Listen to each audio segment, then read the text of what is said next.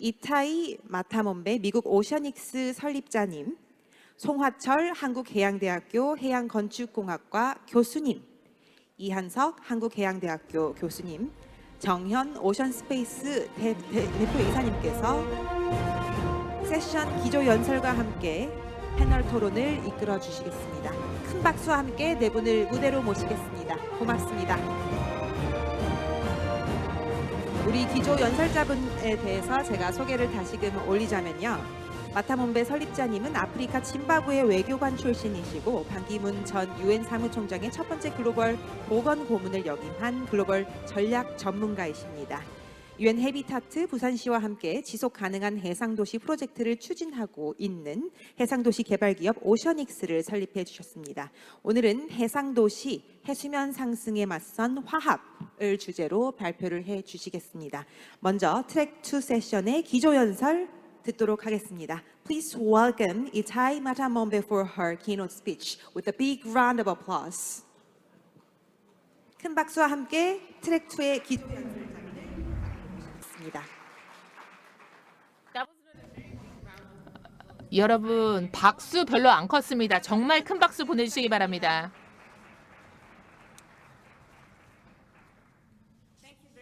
감사합니다.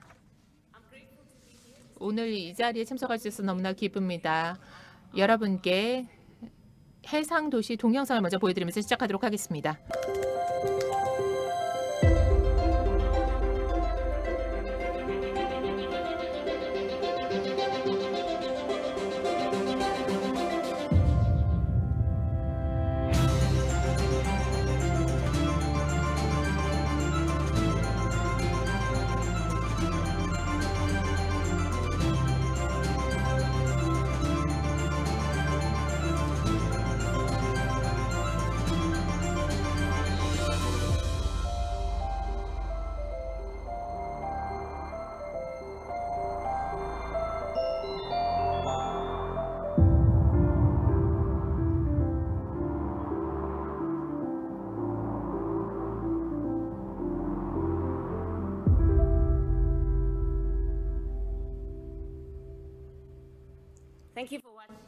네, 여러분 시청해 주셔서 감사합니다.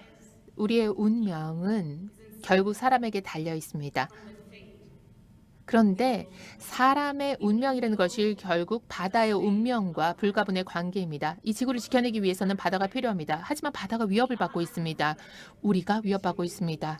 인류가 위협을 받고 있습니다. 그렇기 때문에 오시애닉스가 유엔 해비탈과 함께 그리고 부산시와 함께 혁신적인 해법을 제시했습니다. 기후 적응을 위해 해상 도시를 제안한 것입니다. 왜 해상 도시를 건설할까라는 질문 하실 수 있습니다. 저희 어머니도 물어보시더라고요. 해상 도시를 건설해만 하는 이유가 있습니다. 여러분과 그 이유를 공유하고자 하는데요. 연안 도시들이 전 세계적으로 심각한 토지 부족 문제로 고전하고 있습니다. 확장할 만한 공간이 없는 겁니다. 유엔 해비탈에 따르면 300만 명이 매주 도시에서 이동을 하고 있습니다. 대부분의 도시들은 그런데 연안 도시입니다. 연안 도시들이 더 이상 확장할 만한 공간이 없는 겁니다. 그러다 보니 새로운 인구들이 도시로 유입이 되고 있는데 식량과 에너지와 여러 가지 문제들이 계속해서 발생을 하고 있습니다. 이렇게 인구가 증가하게 되면 이런 부분을 공급을 해줘야 되는데요. 이 이미지만 보시더라도 얼마나 심각한 위기 상황인지 아실 수 있을 겁니다. 그런데 해수면 상승과 기후변화로 인해서 상황은 더욱더 복잡해지고 있습니다. 결국 연안 도시들이 해수면 상승과 기후변화에 가장 크게 노출이 되어 있습니다. 대도시의 90%가 해수면 상승에 취약한 상황입니다.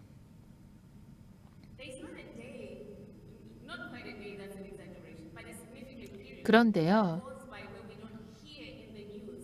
뉴스에서 홍수의 문제가 제기되지 않은 적이 한 번도 없었다라는 생각이 들 정도입니다. 플로리다도 마찬가지입니다. 전 세계 수십억 달러 규모의 인프라가 홍수로 인해서 파괴되고 있습니다. 해수면 상승에 따른 홍수죠. 하지만 더 중요한 것은 바로 인류의 문제로 부각되고 있다는 겁니다. 해수면 상승으로 인해서 기후 난민들이 전 세계적으로 발생하고 있습니다. 그러니까 고향에서부터 쫓겨나서 새로운 거처를 찾아야만 합니다. 문화를 뒤로하고 생계를 뒤로하고 조상들의 무덤을 뒤로하고 기후 난민으로 떠돌아다니는 상황입니다.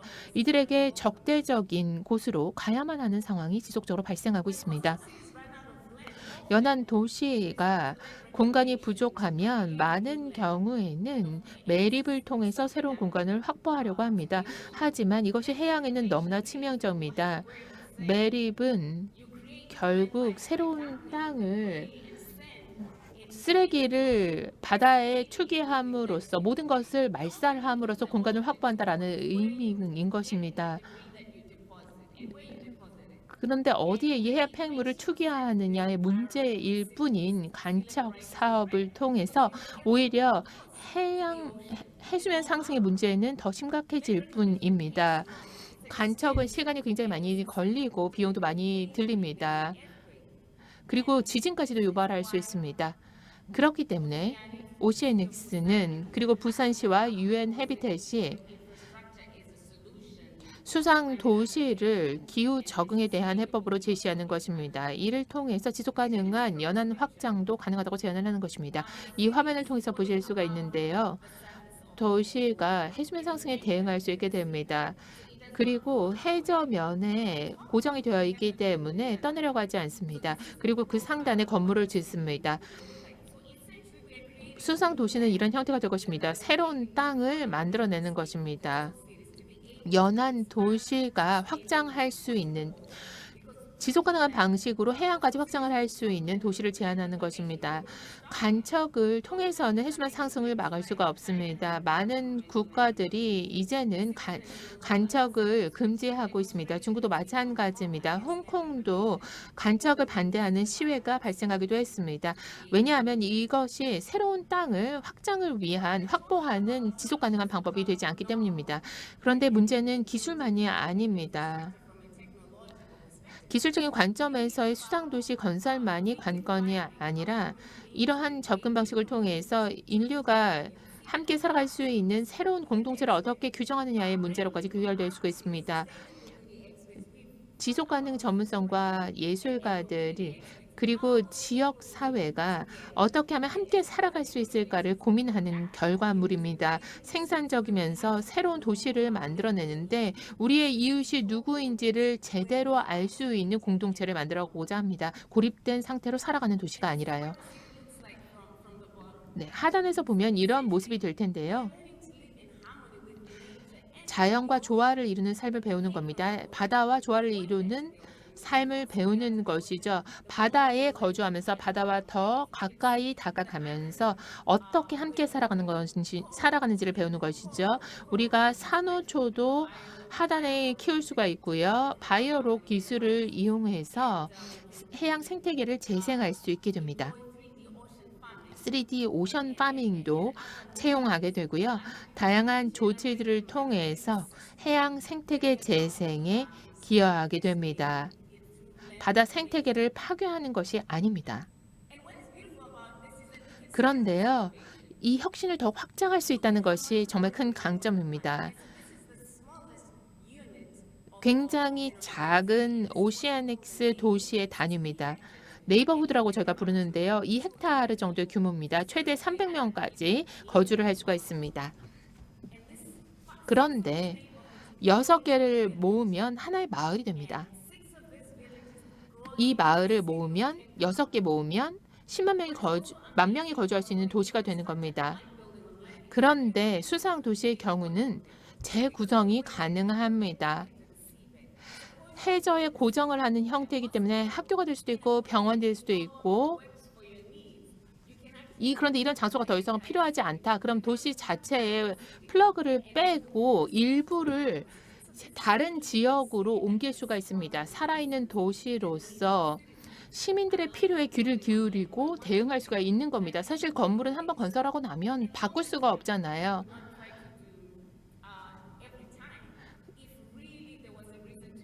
그러니까 도시 전체를 또 어디론가 옮기고 싶다. 그러면 다른 곳으로 옮길 수도 있습니다. 상황이 달라지면 그것도 가능해요. 이런 상황에 만약에 이제 지진이 발생한다. 그러면 학교를 옮길 수도 있고 집을 옮길 수도 있고 병원을 옮길 수도 있고 필요한 곳으로 옮겨 배치를 할 수 있다라는 거죠. 이런 부유식 수상 도시와 구조물의 장점이 바로 이런 부분입니다. 세계 최초의 지속 가능한 부유식 도시의 프로토타입입니다. 오시아닉스 부산이 되겠는데요. 부산시와 함께 협력을 하면서 우리가 이 도시를 개발해내고 있습니다. 유엔 해비tat과도 함께 협력을 하고 있고요. 이 계획을 우리가 4월에 유엔에서 발표를 했습니다. 유엔 라운드 테이블 제2차 회의에서 이 도시의 형태에 대해서 발표를 했는데요. 전 세계의 상상력을 사로잡은 발표였습니다. 모든 미디어와 모든 국가들이 큰 관심을 표명했습니다. 네, 2억 5천만 명이 미디어를 통해서 이 소식을 접했습니다. 부산이 무엇을 하고 있는지 큰 관심을 가지고 있고 부산이 바로 이러한 움직임에 있어서 주도하고 있습니다. 예, 그렇다면 우리가 왜 부산을 선택을 했었을까요? 유엔하고 2020년 4월에 1차 라운드 테이블 미팅을 했었을 때요. 그때 저희가 제안했던 게 도시로 이제 프로토타입을 해봐야겠다라고 이야기를 했었습니다.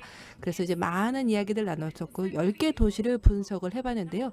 바로 부산이 1순위가 됐습니다. 왜 그러냐라고 할 때 일단 부산은 놀라운 해상 도시이죠.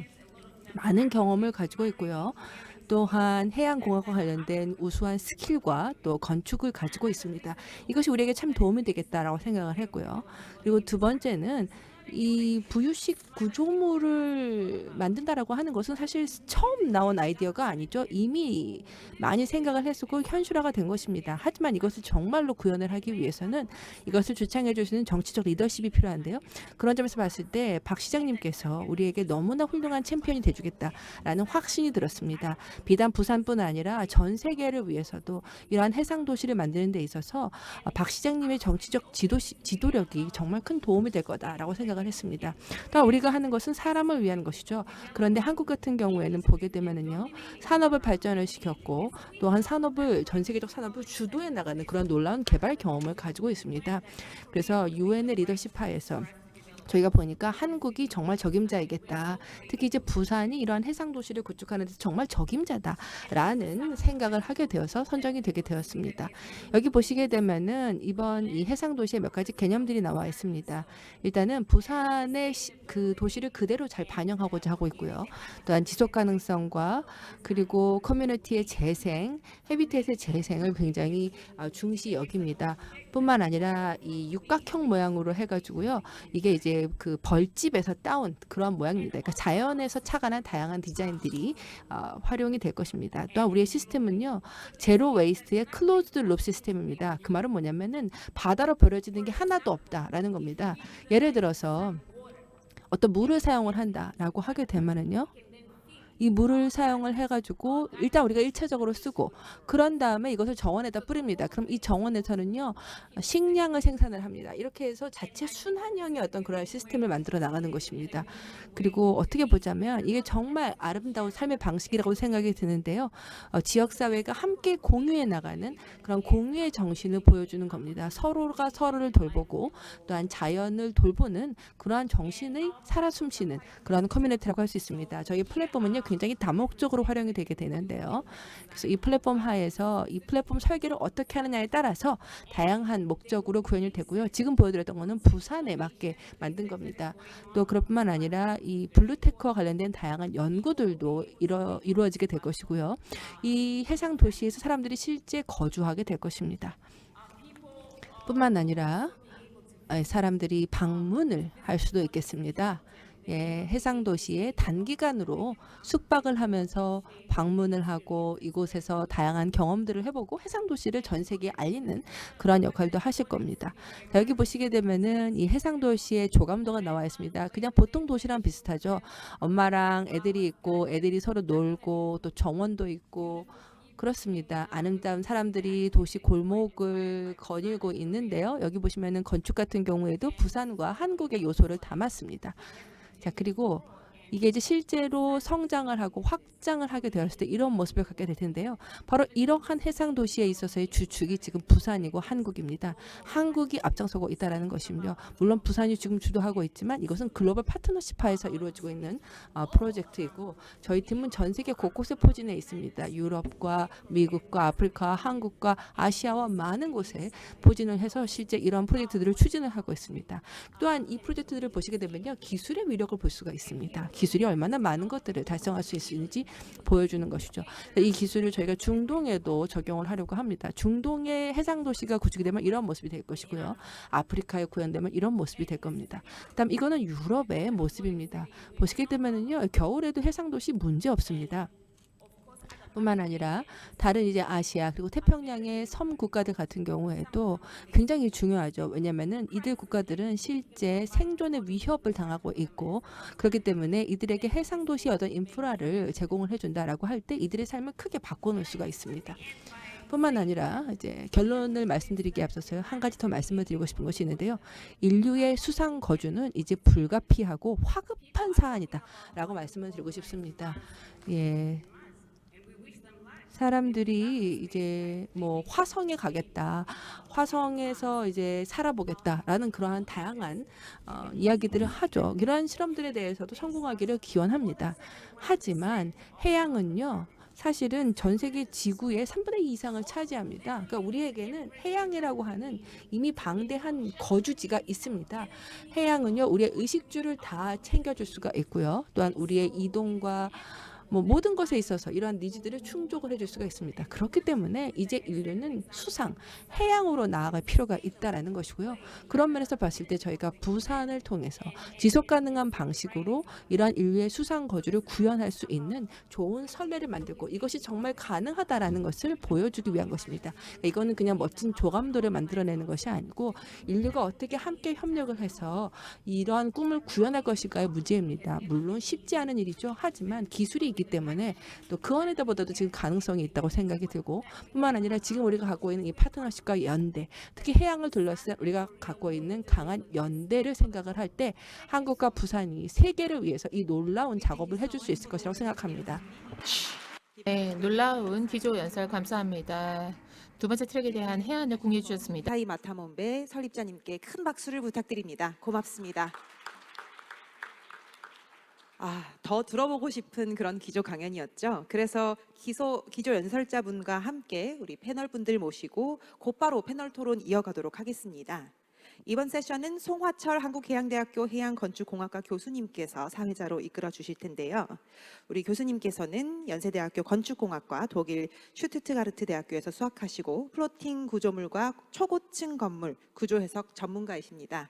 본 세션을 위해서 특별히 귀한 시간 내주셔서 진심으로 감사드리면서 제가 사회자분께 마이크를 넘기도록 하겠습니다. 큰 박수와 함께 패널 토론 이어가겠습니다. 네, 안녕하십니까. 트랙 2 기후 위기와 해상 도시 패널 토론의 사회를 맡은 한국해양대학교 송화철입니다. 반갑습니다. 앞서 트랙 1에서 저 해양과 엑스포 관련되는 토론도 하고 발전을 잘 해주셨고, 조금 전에 그 오션익스 코파운더이기도 하고 대표자이신 이타이 마다본베께서 지금 부산에서 진행하고 있는 해상도시 사업에 대한 내용 설명을 발제를 잘 해주셨습니다. 무엇보다도 시간을 단축해서 발표하는 게 아주 박수받을 일입니다. 그래서 다시 한번 감사드리고, 여러분들 보셨겠지만은 조금 전에 해상의 바다 위에 있는 도시라는 걸 아마 여러분들 상상을 잘 못 하셨을 건데, 오늘 발표를 통해서 어쩌면은 우리 부산 앞바다에 이런 해상 도시가 들어설 수 있다는 것만 생각해도 가슴이 떨리는다고 생각합니다. 아마 여기 많은 분들이 오셔가지고 염원을 하고 또 우리 같이 힘을 합친다면은 진짜 드림즈 컴 트루가 될 수도 있다고 저 개인 혼자만의 생각은 아니라는 생각합니다. 작업도시, 해상도시는 우리 이따이 대표께서 설명도 하셨지만은 아주 해수면 상승에 대응하는 아주 첨단 해양 분야의 스마트 기술이라 해도 과언이 아니고 현대판 노아의 방주라고 이렇게 쉽게 생각하시면 될 것 같습니다. 자, 오늘 토론회는 이따이 대표님과 함께 해상도시 전문가이신 한국해양대학교 이한석 교수님 그리고 오션스페이스의 정현 대표님께서도 오늘 같이 참석하셨습니다.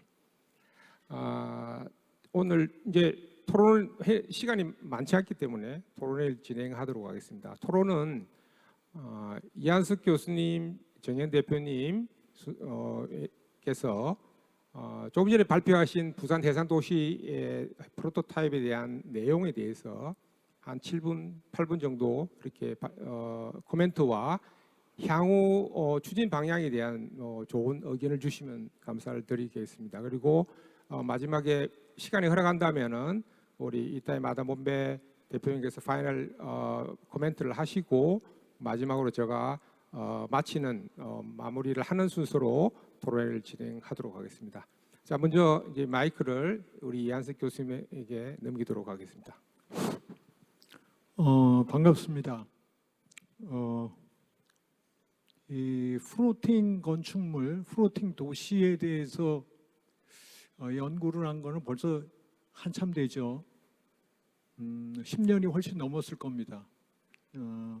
여러분들이 연구를 하고 또 이런 것들이 실현될 날이 올 거라고 그렇게 믿고 추진을 했는데 이런 대규모 포럼이 열리고 이것의 실현 가능성이 보이니까 새삼 감개무량합니다. 이 해상도시 플로팅 해상도시를 보는 관점을 어디로 잡아야 될까?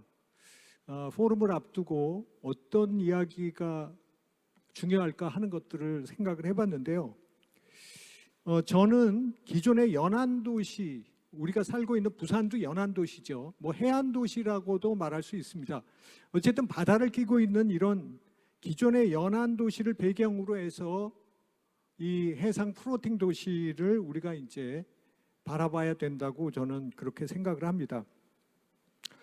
이런 바다 위에 새로운 도시를 만들려는 구상은 기존 연안도시, 기존 해안도시의 문제를 해결하기 위해서 많은 아이디어들이 쏟아져 나왔죠. 1950년대 말부터 해서 전 세계적으로 많은 아이디어들이 쏟아져 나왔고요. 그와 동시에 바다의 도시를 만드는 것은 어떤 우리가 원하는 이상향을 꿈꾸는데요. 그 이상향을 실현하는 어떤 또 도시라는 성격을 이렇게 가지고 있습니다. 그래서 우리가 이런 연안도시를 먼저 생각을 하고 연안도시와의 관계에서 이 해상도시를 계획하고 설계해야 된다, 이제 그렇게 생각을 하는데요. 기존 연안도시, 해안도시의 근원은 바로 바다입니다. 바다라는 자원인데요. 바다를 뭐 여러 가지 측면에서 볼 수 있지만 저희들은 특별히 이제 공간 측면에서 이제 바다를 바라보고 있는데요. 그래서 연안도시는 아까 이제 이타이 대표께서도 말씀하셨지만은 대부분의 연안도시들이 공간이 부족하죠. 도시 공간으로서의 공간이 상당히 부족합니다. 그래서 이 바다 공간을 도시 공간으로서 어떻게 잘 활용할 거냐, 이것이 이제 연안도시가 계속해서 지속 가능한 도시가 되기 위해서 아주 중요하다고 이제 그렇게 생각을 합니다. 그래서 연안도시에서는 이런 바다 공간을 생활 공간으로서 지속적으로 활용하는 것이 아주 중요한 과제고요. 그 다음에는 이제 이런 바다가 가지고 있는 공간적 가치를 새롭게 인식을 해야 합니다. 우리가 익숙한 시각은 이 연안도시를 바라보는 시각도 육지 중심으로 바라보는 시각이 아주 짙습니다. 우리나라는 특히 더한데요. 그래서 저는 가끔 이제 종종 뭐 우스갯소리로 그런 이야기를 합니다. 서울에서 뭐 교수들하고 만나서 이야기할 때 서울이 연안도시였으면, 내륙도시가 아니고 연안도시였으면 어떻게 됐을까? 도시의 개념이 좀 바뀌었을 거다. 그리고 연안도시에 대한 어떤 특성에 대한 존중 같은 것들이 더 있지 않았을까? 뭐 이런 이제 이야기도 하고 있는데요. 그래서 우리가 부산만큼은 연안 도시에서만큼은 바다 중심에서 도시를 바라볼 수 있어야 된다 이제 그런 생각을 하고요. 그 다음에 이제 도시에 인접한 이 바다 공간을 어떻게 활용할 거냐 하는 것을 따지기 위해서 도시에 대한 명확한 비전이 필요하죠. 거기에는 육지뿐만이 아니라 바다를 통합해서 어떻게 쓸 거냐. 그래서 이 바다 공간을 지속 가능하게 어떻게 창의적으로 활용할 거냐. 이런 문제를 제기하고 답을 구하는 과정에서 나온 것이 이제 해상 도시입니다. 해상 플로팅 도시죠.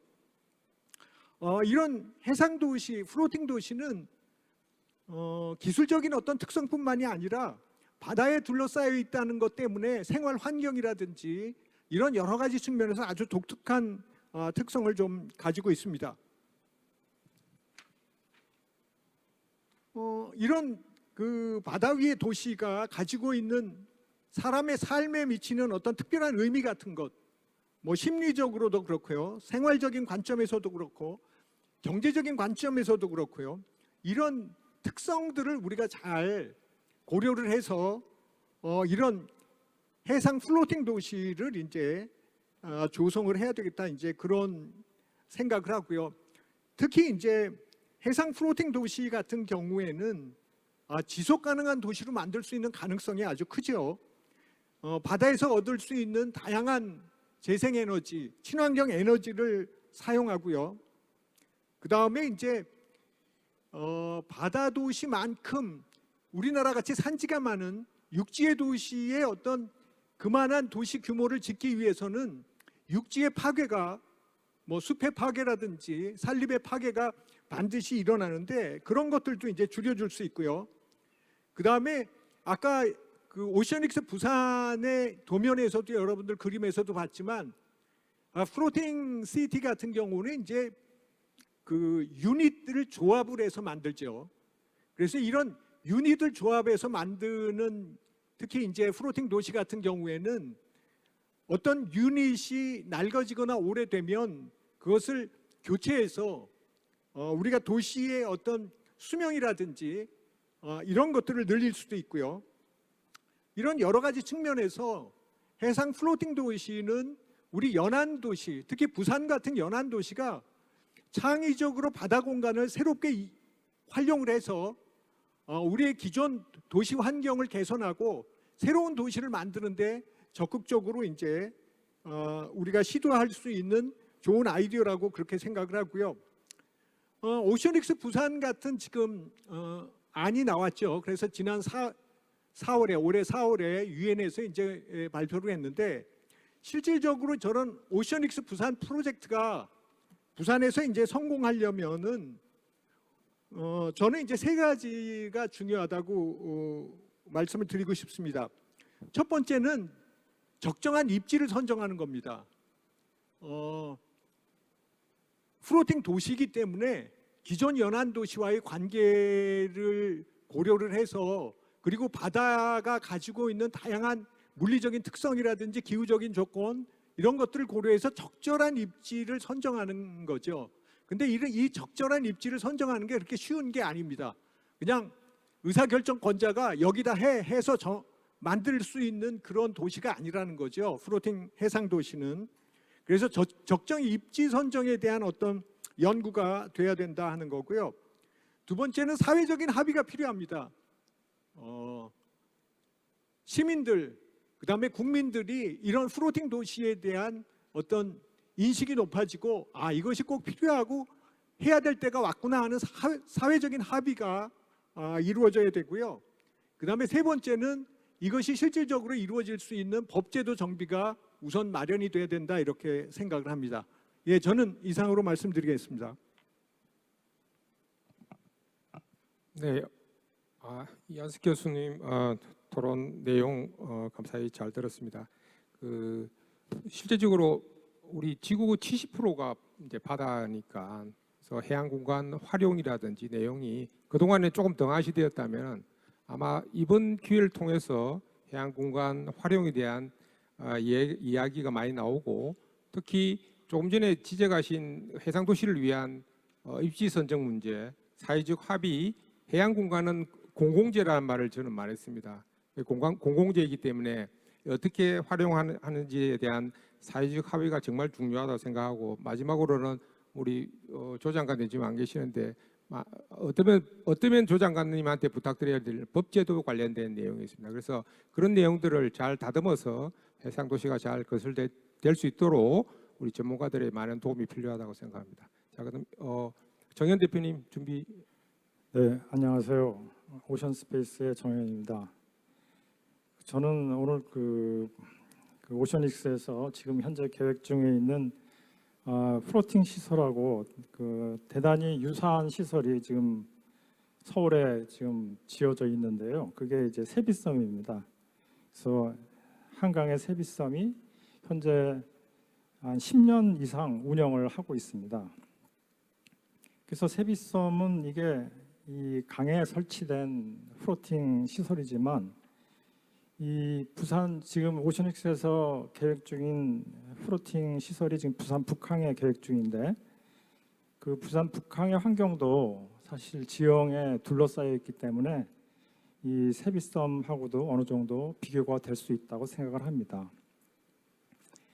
사실 한강이라고 해서 강이라고 좀 이 바다에 비해서 굉장히 그 안전한 장소다라고 생각하실지 모르는데, 그 한강도 강폭이 굉장히 넓습니다. 그래서 파도가 바람이 불 때는 1m 이상 일어납니다. 그리고 유속도 홍수 때는 3m/s에 달하고요.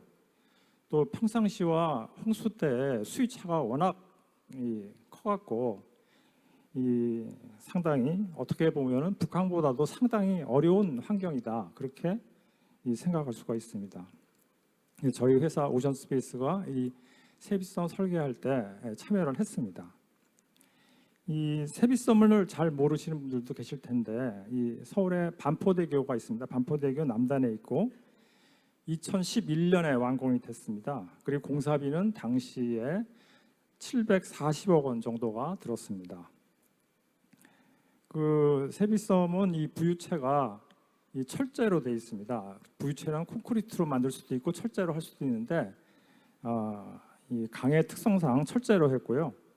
이 부유체를 연결하는 연결도교, 그림에서 보시는 것처럼 그렇게 구성이 되어 있고, 이 처음에 이 세빛섬의 개념이 한강에 꽃이 피어 있다 하는 그런 형태로 이 미관을 굉장히 중요시 해가지고 또 주변 환경과도 조화롭게 해서 건축 설계를 했습니다.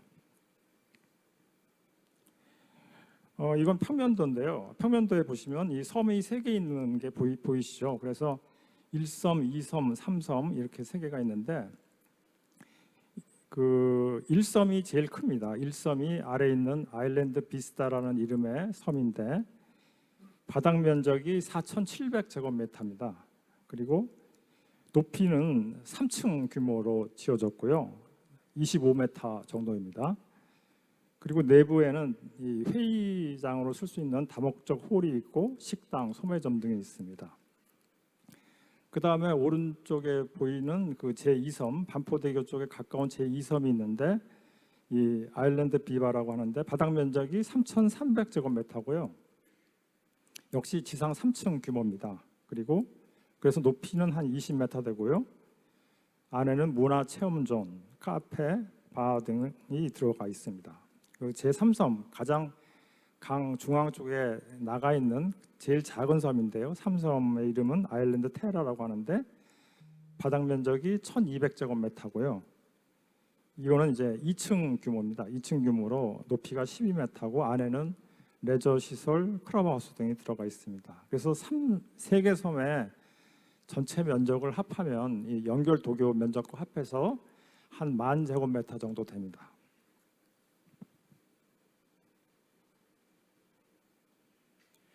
이거는 이제 평면도인데요. 이 겉으로 드러난 건 이렇게 섬들 3개가 보이지만 이 강 바닥에는 이렇게 복잡한 계류와 앵커 시설이 들어가 있습니다. 왜 이렇게 복잡하냐 하면은 이 위치를, 이 플로팅 시설은 항상 어떤 기상에서나 정 위치를 유지해야 합니다. 그러니까 이 흘러갈 수 있기 때문에 흘러가지 못하도록 잡아주는 그런 시설이 필요한데 이게 바로 계류 시설입니다.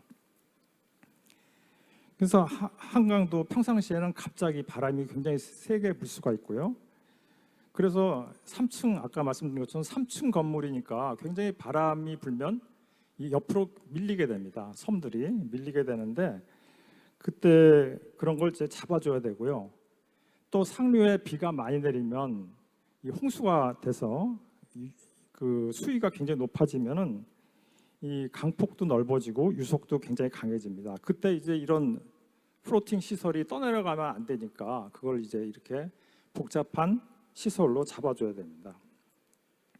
평상시에는 이제 세빛섬을 이제 운영할 때는 이 계류 체인과 앵커가 있고 그다음에 실시간 윈치 시스템이라는 게 들어가 있습니다. 그래서 이 윈치 시스템이 이 아무리 바람이 불어도 이 이동량이 1m가 안 되게끔 제어를 하는 그런 윈치 시스템이 들어가 있습니다. 그래서 이 안에 계신 분들이 아무리 바람이 불어도 섬이 움직이는 걸 느낄 수가 없습니다. 그렇게 지금 설비가 되어 있고요.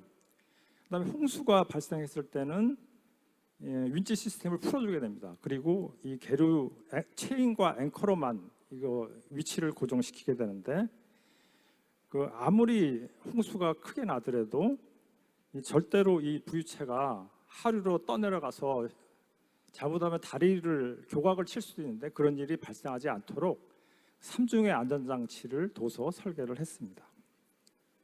그래서 제 생각에는 부산 북항에 오션익스가 플로팅 시설을 하시더라도 부산에도 사실 태풍이 치면 굉장히 큰 강풍이 붑니다. 그래서 그런 때는 바람과 파도가 크게 발생할 수 있으니까 안전성을 충분히 고려해야 될 걸로 생각하고 있습니다. 이거는 이제 세빛섬을 이제 이 인면도죠. 그러니까 이 강 이제 세워서 본 그림인데요.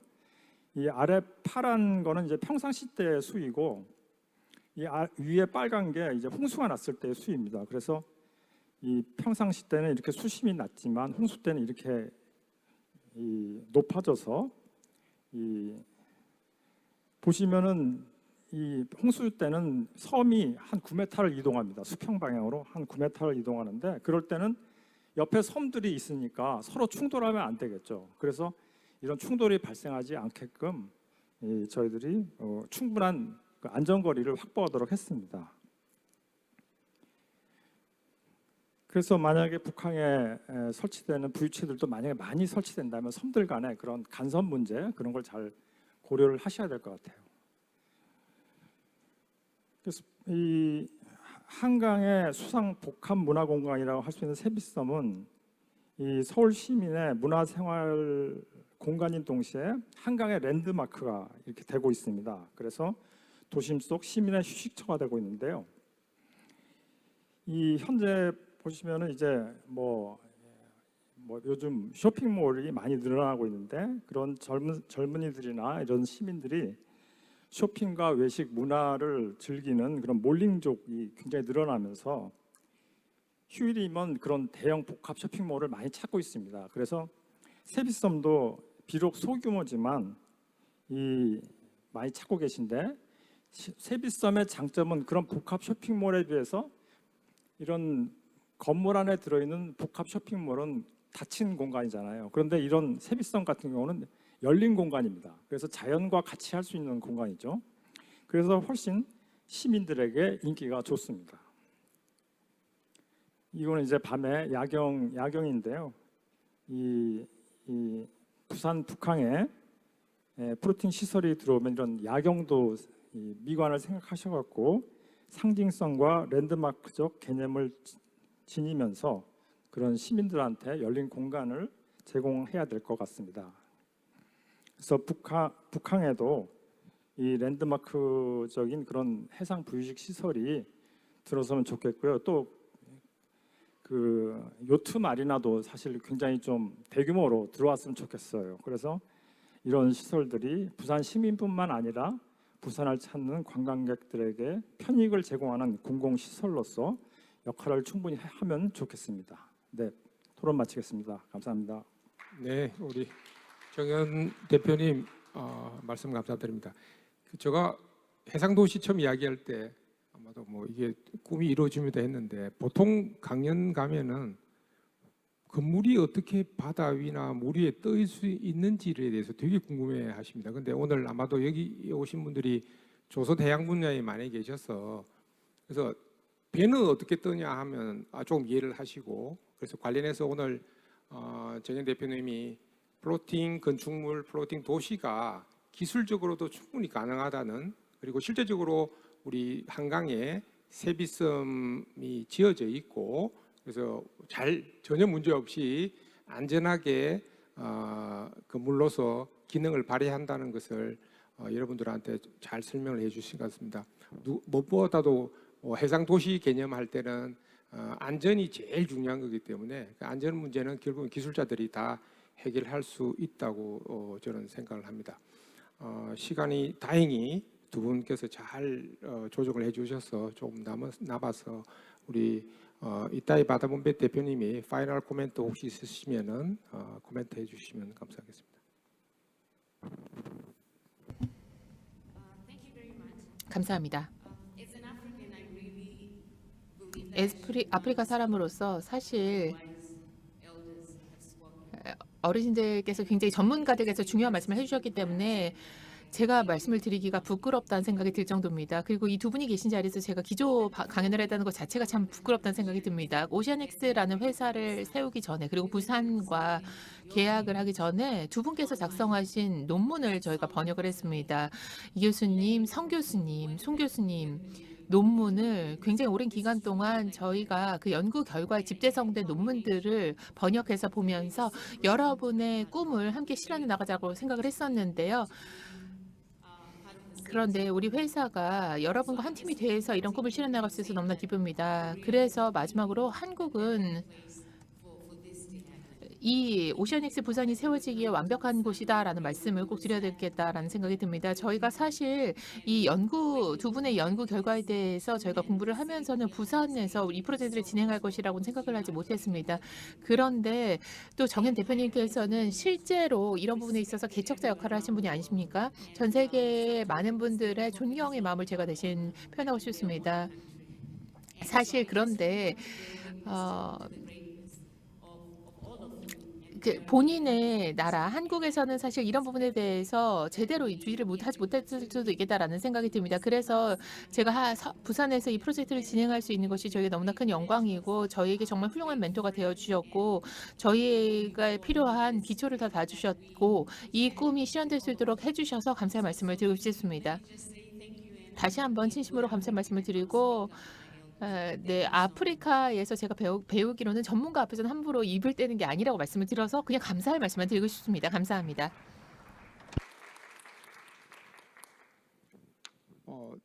전혀 각본에 없는 이야기를 하셔가지고 저 부끄러운데 어쨌든 감사합니다. 사실은 말씀드리면은 저희가 이제 뭐 지금은 조선도 1등, 반도체도 1등 하는데 해양 개발 분야는 좀 늦는 게 확실해요. 늦지만은 20년 전에 제가 일본의 대학에 가서 배워오고 한 20 몇 년을 계속 꾸준히 하다 보니까 어느 순간에는 이게 상당히 그 탑 클래스가 우리나라도 돼 있는 거 기술자들이 우리 정현 대표님도 포함해서 그래서 어쩌면은 이따이 마다문배 대표님께서 한국을 택하고 특히 부산을 우리 프로토타입 시범 도시로 택한 게 아닌가 해서 살짝 또 자부심을 기술자 입장에서 가지기도 합니다. 제가 이제 마무리를 해야 될 것 같은데 기후 위기 이번 세션 자체가 기후 위기와 해상 도시인데 기후 위기라는 것은 전 세계적인 협력과 대응이 필요한 분야죠. 그래서 이 분야에 대해서 우리 부산시가 부산 해상 도시 프로토타입 프로젝트를 통해서 어쩌면은 선도적으로 이렇게 나가는 것 같아서 저 개인적으로도 기쁘고 그리고 이와 같은 해상 도시 시범 사업에 대해서 부산일보와 월드 오션 포럼을 통해서 소개하는 자리를 가져서 또 저는 부산 시민의 입장에서도 그렇고 전문가 입장에서도 기쁘고 또한 앞으로도 큰 응원을 하겠다는 말씀을 드리고 싶습니다. 가능하다면은 2030 부산 월드 엑스포가 꼭 유치에 성공을 하고, 그리고 지금 이따이 마더본배 대표가 소개한 부산 해상도시 모델이 실제적으로 월드 엑스포가 우리가 유치를 해서 월드 엑스포 행사가 있을 때 건물이 기념비적인 랜드마크가 되어서 세계에 아주 각인되는 그런 플로팅 건축물로 될 수 있기를 학수고대하며 오늘 세션을 마무리 짓도록 하겠습니다. 감사합니다. 네, 고맙습니다. 여러분 다시 한번 네 분께 큰 박수 부탁드립니다. 멋지게 트랙 2 기후 위기와 해상 도시 패널 토론을 이끌어 주셨습니다. 다시 한번 진심으로 감사드립니다. 해양 도시의 미래를 볼 수 있는 그런 세션이었습니다. 굉장히 멋진 프로젝트들이 진행되고 있구나를 알 수 있었는데요. 이 전문가분들의 뜨거운 열기와 열정이 느껴지는 세션이기도 했습니다. 다시 한번 트랙 2 패널 토론 진행해 주시고 또 함께 해주신 모든 분들 진심으로 감사드립니다. 엑스포와 해양 도시 트랙 1에서는 해양과 엑스포, 트랙 2 기후 위기와 해상 도시를 주제로 이번 개막식 그리고 기조 세션을 이끌어 가봤는데요. 두 아젠다 모두 초해양 시대를 표현할 수 있는 그야말로 시적절한 화두였다고 생각을 합니다. 뿐만 아니라 앞으로 펼쳐질 세계 해양 포럼의 다른 세션들도 여러 주제를 다루고 또 그만큼 의미 있는 시간이 될 것으로 기대가 되니까 여러분들의 적극적인 참여를 기대합니다. 다시 한번 여러분들의 관심과 참여를 부탁드리며 이것으로 개막 행사는 모두 마치도록 하겠습니다. 긴 시간 함께해 주신 모든 분들 진심으로 감사드립니다. 고맙습니다. 잠시 장례 정리 후에 해양인의 밤 행사가 이어집니다.